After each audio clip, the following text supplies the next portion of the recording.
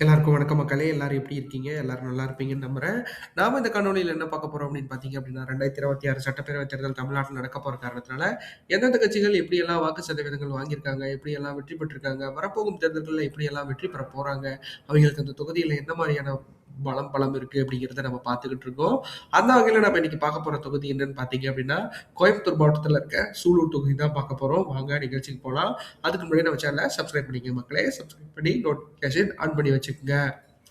சூலூர் தொகுதியை பொறுத்தளவுக்கு பார்த்தீங்க அப்படின்னா, இந்த தொகுதி 2011க்கு அப்புறம் தான் இந்த தொகுதி உருவாக்கியிருக்காங்க. அந்த வகையில பார்க்குறப்போ 2011ல தேமுதிக வெற்றி பெற்றிருக்காங்க. அடுத்து அதிமுக 2016லயும் 2021லயும் வெற்றி பெற்றிருக்காங்க அப்படிங்கிறது குறிப்பிடத்தக்கது. ஆக மொத்தத்துல 2 முறை அதிமுகவும், 1 முறை தேமுதிகவும் இந்த தொகுதியில வெற்றி பெற்றிருக்காங்க அப்படிங்கிறது குறிப்பிடத்தக்கது. அடுத்து சூலூர் சட்டமன்ற தேர்தல் நிலவரங்கள் பார்த்துடலாம். அந்த வகையில நம்ம 2 தேர்தல்கள் பார்க்க போறோம். 2016, 2021. 2016 பொறுத்தமட்டில் பார்த்தீங்க அப்படின்னா, இந்த தொகுதியில ஏடிஎம்கே தான் வெற்றி பெற்றிருக்காங்க. அதிமுக சார்பில ஆர். கனகராஜ் அப்படிங்கிறவர் போட்டியிட்டு 1,977 வாக்குகளும் 47.38% பெற்றிருக்கிறாங்க. அடுத்து திமுக கூட்டணியில இருந்த இந்தியன் நேஷனல் காங்கிரஸ் சார்பில மனோகரன் அப்படிங்கிறவர் போட்டியிட்டு 64,346 வாக்குகளும் 30.19% பெற்றிருக்கிறாங்க. அடுத்து பாஜக சார்பில எஸ்.டி. மந்த்ராச்சலம் அப்படிங்கிறவர் போட்டியிட்டு இருக்காரு. அவரு 13,517 வாக்குகளும் 6.34% பெற்றிருக்கிறாங்க. அடுத்தது 2021 சட்டமன்ற தேர்தல பொறுத்தளவுக்கு பார்த்தீங்க அப்படின்னா, மீண்டும் ஏடிஎம்கே தான் வெற்றி பெற்றிருக்காங்க. அதிமுக சார்பில வி.பி. கந்தசாமி அப்படிங்கிறவர் போட்டியிட்டு 1,18,968 வாக்குகள் பெற்றிருக்கிறாங்க. 49.23% பெற்றிருக்கிறாங்க. அடுத்து திமுக சார்பில காளிச்சாமி அப்படிங்கிறவங்க போட்டியிட்டு இருக்காங்க. அவங்க 87,036 வாக்குகளும் 36.02% பெற்றிருக்கிறாங்க. அடுத்து நாம் தமிழர் கட்சி சார்பில் இளங்கோவன் அப்படிங்கிறவர் போட்டிட்டு இருக்காரு. அவர் 14,426 வாக்குகளும் 5.97% பெற்றிருக்கிறாங்க அப்படிங்கிறது குறிப்பிடத்தக்கது. அடுத்து சூலூர் மக்களவைத் தேர்தல் நிலவரம் பார்த்தரலாம். அந்த வகையில நம்ம 2 மக்களவைத் தேர்தல்கள் பார்க்க போறோம். 2019, 2024. 2019 பொறுத்தமட்டில் பார்த்தீங்க அப்படின்னா, இந்த தொகுதி கோயம்புத்தூர் நாடாளுமன்ற தொகுதியா வரும். ஸோ கோவையை பொறுத்தளவுக்கு பார்த்தீங்க அப்படின்னா, திமுக தான் வெற்றி பெற்றிருந்தாங்க. திமுக சார்பில பார்த்தீங்க அப்படின்னா, பி.ஆர். நடராஜன் அப்படிங்கிறவர் போட்டியிட்டு இருக்காரு. அவரு 98,912 வாக்குகளும் 40.40% பெற்றிருக்கிறாங்க. அடுத்து அதிமுக சார்பில சி.பி. ராதாகிருஷ்ணன் அவர் தான் போட்டியிட்டு இருக்காரு. அவர் பார்த்தீங்க அப்படின்னா, இப்போ இப்போ இந்திய துணை ஜனாதிபதியா இருக்கிறாரு. அவர் தான் 76,067 வாக்குகளும் 31.07% பெற்றிருக்கிறாரு. அடுத்து நாம் தமிழர் கட்சி சார்பில் பார்த்தீங்க அப்படின்னா, எஸ். கல்யாணசுந்தரம் அப்படிங்கிறவங்க போட்டியிட்டு இருக்காங்க. அவங்க 9,821 வாக்குகளும் 4.01% பெற்றிருக்கிறாங்க. அடுத்து 2024 தேர்தலை பொறுத்தளவுக்கு பார்த்தீங்க அப்படின்னா, இந்த தொகுதியில மீண்டும் திமுக தான் வெற்றி பெற்றிருக்காங்க. திமுக சார்பில பி. கணபதி ராஜ்குமார் அப்படிங்கிறவர் போட்டியிட்டு இருக்காரு. அவரு 98,791 வாக்குகளும் 40.35% பெற்றிருக்கிறாங்க. அடுத்து என்டிஏ சார்பில பாஜக சார்பில பார்த்தீங்க அப்படின்னா, அண்ணாமலை அவர்கள் தான் போட்டியிட்டு இருக்காரு. அண்ணாமலை அவர்கள பொறுத்தளவுக்கு பாஜகவோட தமிழக மூத்த தலைவரா முன்னாள் தலைவரா இருந்தாரு அப்படிங்கிறது குறிப்பிடத்தக்கது. அவரு 78,025 வாக்குகளும் 31.87% பெற்றிருக்கிறாரு. அடுத்து அதிமுக சார்பில சிங்கை ராமச்சந்திரன் அப்படிங்கிறவர் போட்டியிட்டு இருக்காரு. அவரு 53,859 வாக்குகளும் 22% பெற்றிருக்கிறாங்க. அடுத்து நாம் தமிழர் கட்சி சார்பில கலாமணி ஜெகநாதன் அப்படிங்கிறவர் போட்டியிட்டு இருக்காங்க. அவங்க 14,137 வாக்குகளும் 5.77% பெற்றிருக்கிறாங்க அப்படிங்கிறது குறிப்பிடத்தக்கது. அடுத்து சூலூர் தொகுதி 4 தேர்தல் நிலவரங்கள் பார்த்தரலாம். அந்த வகையில நம்ம 4 தேர்தல்கள்ல அதிமுக, திமுக, நாம் தமிழர பார்க்க போறோம். அதிமுகவ பொறுத்தமட்டில் பார்த்தீங்க அப்படின்னா, 2016ல 47.38%, 2019ல 31.07%, 2021ல 49.23%, 2024ல 22% பெற்றிருக்கிறாங்க. அடுத்து திமுக பொறுத்தமட்டில் பார்த்தீங்க அப்படின்னா, 2016ல 30.19%, 2019ல 40.40%, 2021ல 36.2%, 36.02%, 2024ல 40.35% பெற்றிருக்கிறாங்க. அடுத்து நாம் தமிழரை பொறுத்தமட்டில் பார்த்தீங்க அப்படின்னா, 2016ல 1.4%, 2019ல 4.01%, 2021ல 5.97%, 2024ல 5.77% பெற்றிருக்கிறாங்க அப்படிங்கிறது குறிப்பிடத்தக்கது. அடுத்து சூலூர் தொகுதி வாக்காளர்கள் நிலவரத்தை பத்தி பார்த்தரலாம். அந்த வகையில இந்த தொகுதியில மொத்த வாக்காளர்களா 2,93,516 பேர் வாக்காளர்களா பதிவு பெற்றிருக்காங்க. அதுல 1,41,306 ஆண்களும், 1,52,112 பெண்களும் இந்த இடத்துல வாக்காளர்களா பதிவு செய்யப்பட்டிருக்காங்க அப்படிங்கிறது குறிப்பிடத்தக்கது. 98 98 பேர் வந்து 3ஆம் பாலினத்தவர்கள் இந்த இடத்துல வாக்காளர்களா பதிவு செய்யப்பட்டிருக்காங்க. அதுல வந்து வாக்காளர்களே எய்த் வைஸ் கேட்டகரின்னு பார்க்குறப்ப பார்த்தீங்க அப்படின்னா, 18 வயசுலேருந்து 34 வயசு வரைக்கும் இருக்கீங்க பார்த்தீங்க அப்படின்னா, 47,761 ஆண்களும், 51,414 பெண்களும் இந்த இடத்துல வாக்காளர்களா பதிவு செய்யப்பட்டிருக்காங்க. 35 வயசுலேருந்து 54 வயசு வரைக்கும் இருக்கீங்க பார்த்தீங்க அப்படின்னா, 60,479 ஆண்களும், 65,104 பெண்களும் இந்த இடத்துல வாக்காளர்களா பதிவு செய்யப்பட்டிருக்காங்க அப்படிங்கிறது குறிப்பிடத்தக்கது. அடுத்து 54 வயசுலேருந்து 69 வயசு வரைக்கும் இருக்கீங்க பார்த்தீங்க அப்படின்னா, 65 வயசுக்கு மேல இருக்கீங்க. 33,066 ஆண்களும், 35,524 பெண்களும் இந்த இடத்துல வாக்காளர்களா பதிவு செய்யப்பட்டிருக்காங்க அப்படிங்கிறது குறிப்பிடத்தக்கது. அடுத்து சூலூர் தொகுதி வாக்குப்பதிவு சதவீதங்கள் கடந்த 3 தேர்தல்கள் எப்படி இருந்துச்சு அப்படிங்கிறத பார்க்கலாம். இந்த வகையில பார்க்குறப்ப பார்த்தீங்க அப்படின்னா, 2011ல 80.20% 2016ல 74.90% 2022ல 81% இந்த இடத்துல வாக்குகள் பதிவாயிருக்கு. ஆக மொத்தத்துல 2026 தேர்தல் வாக்குப்பதிவு எதிர்பார்ப்பு சதவீதத்தை பொறுத்தளவுக்கு 78.70% இருக்கிறதுக்கான வாய்ப்புகள் அதிகமா இருக்கிறத நம்மளால உறுதியா சொல்ல முடியும். கண்டிப்பா இந்த மக்கள் 100ஆ பண்ணணும் அப்படிங்கிறதுல எனக்கு மிகப்பெரிய அளவுல ஆசை இருக்கு. அதை எந்த மாரி எப்படி பண்ண போறாங்க, என்ன பண்ண போறாங்க அப்படிங்கிறத நம்ம பொறுத்திருந்து பார்க்கலாம். அடுத்து சூலூர் தொகுதி வாக்கு எதிர்பார்ப்பு 2026 பொறுத்தமட்டில் எப்படி இருக்கும் அப்படிங்கிறத நம்ம தெரிஞ்சுக்கலாம். அந்த வகையில பார்க்குறப்போ சூலூரை பொறுத்தளவுக்கு அதிமுக கூட்டணி வெற்றி பெறுவதற்கான சாத்தியக்கூறுகள் அதிகமா இருக்கு. ஏன்னா அதிமுகவை பொறுத்தமட்டில் பார்த்தீங்க அப்படின்னா, இந்த தொகுதியில கடந்த முறை வந்து 2 தடவை வெற்றி பெற்றிருக்காங்க. அதாவது இந்த தொகுதி ஆரம்பிச்சதுலேருந்தே அவங்க வெற்றி பெற்றிருக்கிறாங்க அப்படிங்கிறது குறிப்பிடத்தக்கது. அது மீண்டும் தொடர்றதுக்கான வாய்ப்புகள் தான் அதிகமா இருக்கு. ஏன்னா அவங்கள பொறுத்தளவுக்கு பார்த்தீங்க அப்படின்னா, கோயம்புத்தூர் மண்டலத்துல மிகப்பெரிய அளவுல அவங்க கையில வந்து வாக்குகளை வச்சிருக்காங்க அப்படிங்கிறது நம்மளுக்கு உறுதியா தெரிஞ்ச விஷயம் தான். ஸோ அதை கண்டிப்பா இந்த தடவையும் ஏற்படுத்திக்குவாங்க அப்படிங்கிறதுல எந்த ஒரு ஐயமும் இல்லை. ஸோ அந்த வகையில பார்க்குறப்ப 40.25% 92,976 வாக்குகளுக்கு மேல பெறுவதற்கு வாய்ப்புகள் இருக்கு. ஏன்னா அதிமுக கூட்டணியை பொறுத்தளவுக்கு பார்த்தீங்க அப்படின்னா இப்போ பிஜேபியோட சேர்ந்து மிகப்பெரிய அளவில் ஒரு பவர்ஃபுல் கூட்டணியா இருக்கு. ஸோ அது கோயம்புத்தூர் மண்டலத்தில் மிகப்பெரிய அளவில் தாக்கத்தை ஏற்படுத்தாம இருந்தாலும், ஏன்னா பிஜேபிங்கிறது 2021ல இருந்தது வேற, 2016ல இருந்தது வேற. ஸோ 2026ன்னு பார்க்குறப்ப மிகப்பெரிய அளவில் அவங்க வந்து வாக்குகள் வந்து அதிகமா இருக்கிறத நம்மளால உறுதியா சொல்ல முடியும். அது எந்த மாதிரி எப்படி இருக்க போகுது அப்படிங்கிறத நம்மளால எலெக்ஷனுக்கு அப்புறம் தான் சொல்ல முடியும். இப்போதைக்கு இருக்கிற ப்ரொஜெக்ஷனை வச்சு நம்மளால இவ்வளோ வாக்குகள் வந்து அரைவ் பண்ண முடியுது. ஸோ இதுக்கு மேல வாக்குகள் வாங்கி வெற்றி பெறும் அளவிற்கு வாக்குகள் இருக்கா இல்லையா அப்படிங்கிறத இந்த இந்த இந்த தேர்தல் வந்து மிகப்பெரிய அளவில் ஒரு நல்ல ஒரு தேர்தலாக இருக்கும் அப்படிங்கிறதுல எந்த ஒரு ஐயமும் இல்லை.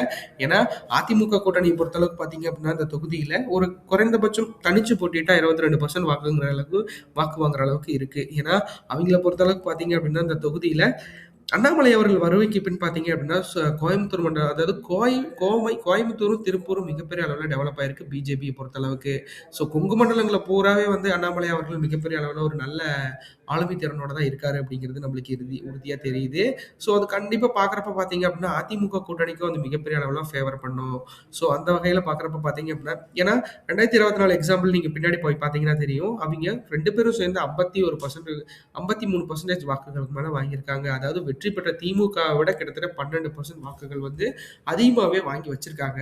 ஸோ அந்த வகையில பார்க்குறப்ப பார்த்தீங்க அப்படின்னா, அதிமுகவோட கூட்டணியோட பலம் வந்து இந்த தொகுதியில ஒரு மாறுபட்ட வாக்குகளை வந்து வாங்குறதுக்கு வாய்ப்புகள் அதிகமா இருக்கு. நான் சொல்ற வாக்குகளை விட அதிகமா வாங்குறதுக்கும் மிகப்பெரிய அளவுல வாய்ப்பு இருக்கிறத நம்மளால உறுதியா சொல்ல முடியும். ஏன்னா இப்போ இருக்க ஜெனரேஷனுக்கு அதாவது இப்போ இருக்கிற ட்ரெண்டுக்கு என்னென்ன பண்ணணும் அப்படின்னா, இந்த மாதிரியான வாக்குகள் தான் பிரிச்சாகணும். ஏன்னா டிவிக்கே உள்ள வந்து இப்போதான் வந்து தமிழக வெற்றிக் கழகம் இல்ல. ஸோ அதனால பார்த்தீங்க அப்படின்னா, தமிழக வெற்றிக் கழகத்தோடையும் இந்த தடவ வந்திருக்காங்க அப்படின்னா, கண்டிப்பா வந்து வெற்றி பெற்றவர்கள் இருந்தா அதிகமான வாக்குகள் பெற்றவர்கள் இருந்தா அத வாங்குறதுக்கு வாய்ப்புகள் இருக்கு. ஸோ அப்படிதான் பிரிச்சு போட்டிருக்கேன். இது கண்டிப்பா உங்களுக்கு தெரியும். நீங்க கமெண்ட்ஸ்ல சொல்லுங்க. அடுத்து திமுக பொறுத்தமட்டில் பார்த்தீங்க அப்படின்னா 35.60% 82,235 வாக்குகளுக்கு மேல பெறுவதற்கு வாய்ப்புகள் இருக்கு. திமுக கூட்டணி கட்சிகளுக்கு இந்த தொகுதி ஒதுக்காம திமுகவே நேரடியா களக்கண்டாங்க அப்படின்னா, ஏன்னா அவங்கள பொறுத்தளவுக்கு பார்த்தீங்க அப்படின்னா 2021 தேர்தல்ல மிகப்பெரிய அளவுல கூட்டணி கட்சிகளுக்கு ஒதுக்காம தான் வந்து 2016ல நிறைய கூட்டணி கட்சிகளுக்கு ஒதுக்கிய தொகுதியில திமுக நின்று வெற்றி பெற்றிருந்தாங்க அப்படிங்கிறது குறிப்பிடத்தக்கது. ஸோ அது எந்த அளவுக்கு எப்படி பண்ண போறாங்க? ஏன்னா திமுகவோட ஸ்ட்ராட்டஜிஸ் வேற மாதிரி கூட இருக்கும். அவங்கள பொறுத்தளவுக்கு கூட்டணி கட்சிகளுக்கு இம்பார்ட்டன்டான தொகுதிகள் கொடுக்கறதுக்கு வாய்ப்புகள் இருக்கு. நம்ம பார்த்த அனலைஸ் படி பார்த்தீங்க அப்படின்னா, இதெல்லாம் கொஞ்சம் மாறுபட்டு தான் இருந்தது அப்படின்னா வெற்றி பெறுவதற்கான சாத்தியக்கூறுகள் இருக்கு. ஏன்னா திமுகவுக்கு மிகப்பெரிய அளவுல ஒரு நல்ல வரவேற்பு வந்து மக்களிடையே ஏற்படுத்தியிருக்காங்க அப்படிங்கிறது குறிப்பிடத்தக்கது. ஸோ அதை வந்து எப்படி சொல்றது அப்படின்னா, திமுக வந்து நம்ம உடனே வந்து இவிங்க அப்படி அந்த மாதிரி இந்த மாதிரி எல்லாம் நம்ம எந்த ஒரு கருத்தும் பதிவு பண்ண விரும்பல. பட் அவங்களுக்கு இருக்கிற திறமைக்காக கண்டிப்பா வந்து அவங்களுக்கு நம்ம வெற்றி ஏன்னா ஒரு ஆட்சி 5 வருஷமா சக்சஸ்ஃபுல்லா நடத்துறதுங்கிறது மிகப்பெரிய அளவுல ஒரு நல்ல ஒரு ஆளுமைக்கான அழகுதான். அது எவ்வளவு இடர்பாடுகள் வந்தாலும் ஏன்னா எம்ஜிஆர் அவர்கள் வந்தப்பயோ, கலைஞர் அவர்கள் வந்தப்பயோ, அறிஞர் அண்ணா வந்தப்பயோ, காமராஜர் வந்தப்பயோ, காமராஜர் ஐயா வந்தப்பயோ, இல்ல நம்ம ஜெயலலிதா அவர்கள் வந்தப்பயோ, இல்ல நமக்கு இப்போ எடப்பாடி அவர்கள் வந்தப்பயோ, அவிங்க அவிங்களோட எப்படி சொல்றது? அவிங்களோட ஆட்சி மேல மிகப்பெரிய அளவுல ஒரு நல்ல ஆதரவு வந்து அதிகமா இல்ல. 2011 டூ 16 வரைக்கும் இருந்த அம்மா ஆட்சி காலத்துல கூட பார்த்தீங்க அப்படின்னா, சில பல இழுபறிகள் இருந்துச்சு. பட் ஆனா அந்த ஊழல் குற்றச்சாட்டுகள் வந்து இல்லாம வந்து ஜெயலலிதா அவர்களுக்கு மிகப்பெரிய அளவுல ஒரு நல்ல வாக்குகள வாங்கி குடுத்தது என்னமோ வந்து பார்த்தீங்க அப்படின்னா, 2016 தேர்தல் தான். ஸோ 2வது தடவ வந்து ஒரு எலக்ஷன்ல ஒருத்தர ஜெயிக்க வைக்கிறாங்க அப்படின்னா, மக்களுக்கு எந்த மாரியான ஆதரவு இருக்கும் அப்படிங்கிறத நம்ம பொறுத்திருந்து பார்க்கலாம். அது இந்த தடவ வந்து மு.க. ஸ்டாலின் அவர்களுக்கு எப்படி வரப்போகுது, என்ன பண்ண போறாங்க அப்படிங்கிறத பொறுத்திருந்து பார்க்கலாம். அடுத்து நாம் தமிழரை பொறுத்தமட்டில் பார்த்தீங்க அப்படின்னா, 8.38% 19,350 வாக்குகளும் பெறுவதற்கு வாய்ப்புகள் இருக்கு. ஏன்னா, நாம் தமிழரை பொறுத்தமட்டில் பார்த்தீங்க அப்படின்னா, அவங்களுக்கு வந்து கண்டிப்பா வந்து கூட்டணி கட்சிகளோட இணைவு இல்ல அப்படிங்கிறத அவங்க உறுதியா சொல்லிட்டாங்க. ஸோ அந்த அளவுக்கு பார்த்தீங்க அப்படின்னா, கூட்டணி கட்சிகளோட இணைவுங்கிறது அவருக்கு கண்டிப்பா வந்து சீமான் அவர்களுக்கு பிடிக்காது அப்படிங்கிறது நம்மளுக்கு உறுதியா தெரிஞ்சிருச்சு. ஸோ தனிச்சு தான் போட்டியிடுவாங்க அப்படிங்கிறது நம்மளுக்கு இது இந்த காணொளி மூலமும் சரி, நம்மளுக்கு வர தகவல் மூலமும் சரி, இது கண்டிப்பா வந்து தனிச்சு தான் போட்டியிடுவாங்க அப்படிங்கிறது எந்த ஒரு ஐயமும் இல்ல. அப்படி தனிச்சு போட்டிட்டாங்க அப்படின்னா 8.38% வாக்குகளும் 19,350 வாக்குகளும் பெறுவதற்கான வாய்ப்புகள் தான் இருக்கிறத நம்மளால உறுதியா சொல்ல முடியும். சீமான் அவர்கள பொறுத்தளவுக்கு பார்த்தீங்க அப்படின்னா, அவங்க வந்து கண்டிப்பா வந்து நான் தனிச்சு தான் போட்டியிடுவேன். ஏன்னா, அவரோட கொள்கை வந்து கண்டிப்பா மற்ற கட்சிகளோட இல்ல அப்படிங்கிறத அவர் உறுதியா நம்புறாரு. ஸோ அந்த அளவுக்கு பார்த்தீங்க அப்படின்னா, அவர் மேல வந்து ஒரு நல்ல கிரேஸ் இருக்கிறத நம்மளால பார்க்க முடியுது. ஏன்னா, அவரோட கொள்கைக்கு தகுந்த மாரி அந்த 8 டூ 10% வாக்குகள் வந்து எல்லா தொகுதியிலும் அவருக்கு கிடைக்கிறதுக்கான வாய்ப்புகள் இந்த தடவ இருக்கு. ஸோ, கண்டிப்பா அவருக்கு அது சாட்டிஸ்ஃபைடா இருக்குமான்னு தெரியல.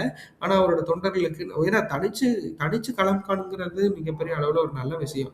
அத வந்து அவரு எல்லா டேட்டும் பண்ணிட்டு இருக்காங்க அப்டின்னா, அது வந்து மிகப்பெரிய அளவுல ஒரு நல்ல விஷயமா கருதப்படுது. அது எந்த மாரி எப்படி இருக்குன்னு எனக்கு சொல்ல தெரியல. பட் ஆனா வந்து தனிமைங்கிறது மிக கொடுமையானதாக இருக்கலாம். பட் ஆனா, அது வெற்றி பெறும் அளவிற்கு இருக்கு அப்படிங்கிறத நம்மளால உறுதியா நம்ப முடியுது.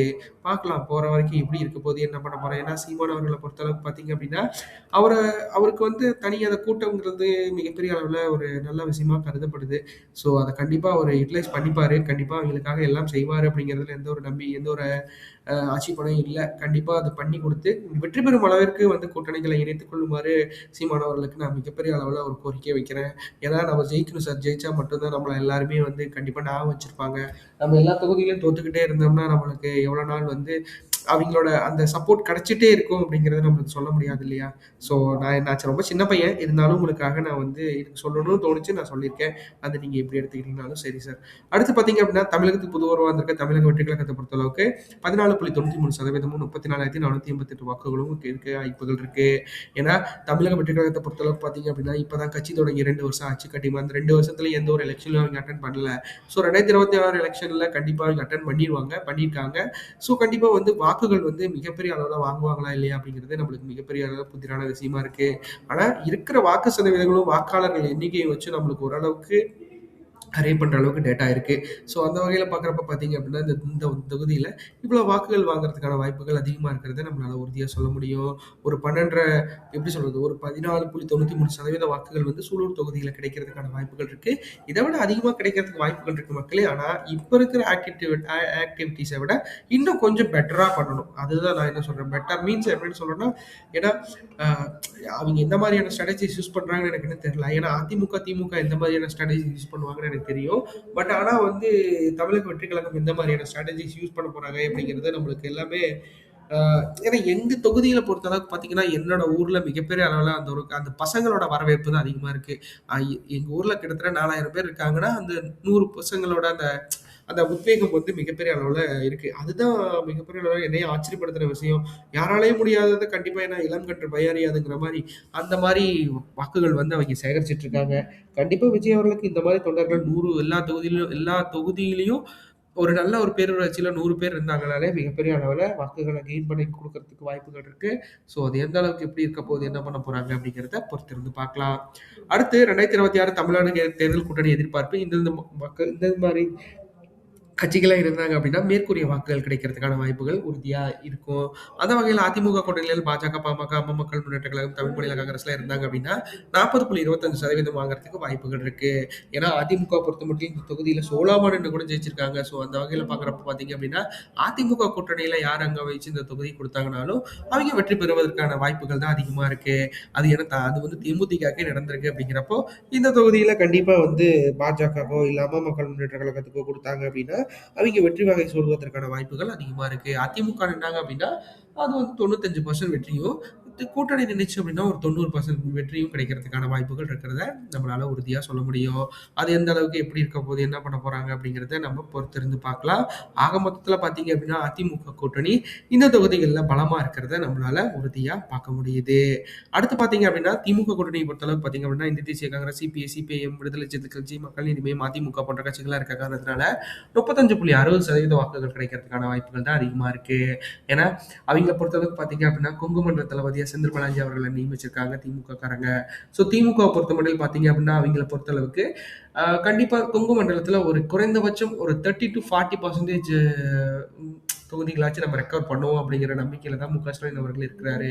ஸோ, செந்தில் பாலாஜி அவர்களும் மிகப்பெரிய அளவுல ஒரு நல்ல ஆளுமையோட கோயம்புத்தூர் மண்டலத்தை அவர் வளர்ச்சி போட்டிருக்காரு.